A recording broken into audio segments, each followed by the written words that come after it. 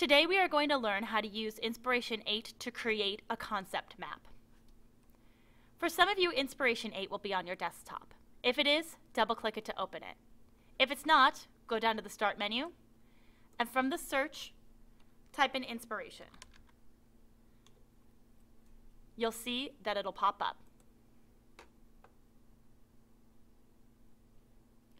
A menu might appear that says Enable Stylus. Just click OK. From the next menu that pops up, click Diagram. You're now ready to start your Inspiration 8 concept map. It'll start with one standard bubble in the middle of your diagram. To start, type in your topic. For example, recycling. All of the subtopics will branch off of this one main bubble. To add another bubble off of this one, first select it, then use the Create button in the menu up at the top. You can see that you can create another bubble in various different directions. I'm going to click this one. You can easily move the bubble if you need it to be farther away, or if you want it to go another direction. You can change the color of the bubble from the menu at the bottom of the screen. It is the option farthest over on the right. One of these represents the color inside of the bubble. The other represents the outline of the bubble. To type something into this bubble, just click inside of it and start typing.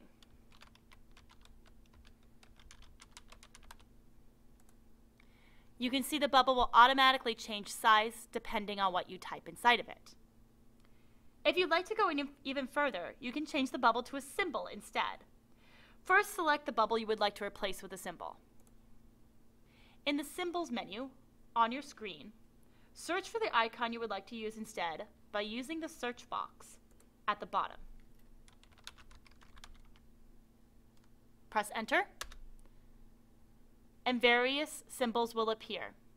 Just click on one of the symbols to replace it.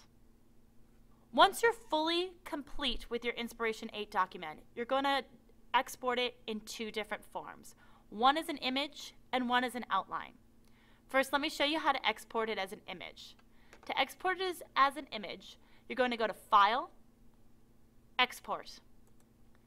Make sure you're on the Graphics File tab.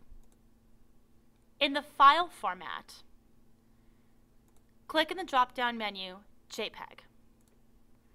Then click Save. From here, navigate to your H drive. Find your Health Project folder, wherever it is that you put it, and save your image. To export it as an outline, go to File, Export. It should be on Word Processor. Very important, make sure this tab or this box that says indentation is checked. Then click Save. In the same way as you did before, make sure you're in your Health Projects folder in your H drive, and then click Save. Show you what that Microsoft Word document looks like. When we open it up, this is what it looks like. It's going to give us the picture of our diagram and then an outline of that diagram. Ours is fairly simple because there's only two symbols in it. Let me show you one that's a little bit more complete. Here's an example of one that's a little bit more complete. There's the picture, and then there's an outline right here. This can really help you when you go to complete your Prezi. One last final thing. Let's take a look at some examples of some inspiration concept maps. Here's one example. Do you think this is a good example or a bad example of an inspiration concept map, and why? Here's another example. Do you think this is a good example or a bad example of an inspiration concept map, and why? Here's one final example. This is an excellent example of an inspiration concept map.